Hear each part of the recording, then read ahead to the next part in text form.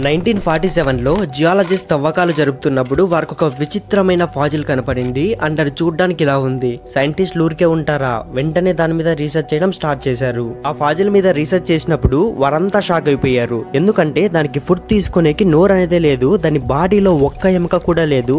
ఇంకా ఆశ్చర్యపరిచే విషయం ఏంటంటే దాని కడుపులో డైజెస్టివ్ సిస్టమే లేదు. అయితే మరి అది ఎలా తింటుంది? సైంటిస్టులు చాలా కన్ఫ్యూజ్ అయిపోయారు. ఎందుకంటే అప్పుడు వారు కనుగొన్నది హిస్టరీలోనే first creature with no mouth, bones and gut. దీని పేరు డిక్నోషియా. ఇది ఇప్పుడుది కాదు, సుమారు 55 కోట్ల సంవత్సరాల క్రిందట జీవించిన జీవి. ఇది చేప కాదు, జెల్లీ ఫిష్ కాదు. ఈ Dickinsonia fossils Australia, China, Russia and Ukraine లో కనిపించాయి. ఈ జీవులు కొన్ని మిల్లీమీటర్ నుంచి 1 మీటర్ వరకు పెరగగలవు, అంటే 6 నుంచి 7 అడుగులు పెరుగుతాయి. మరి దీనికి నోరు లేదు కదా, ఎలా తింటుందంటే సముద్రం అడుగున పెరిగే మైక్రోబియల్ మ్యాట్స్ అండ్ ఆల్గేని డైరెక్ట్ గా శరీరం నుంచి వాటి న్యూట్రియన్స్ ని అబ్జర్వ్ చేసుకుంటుంది.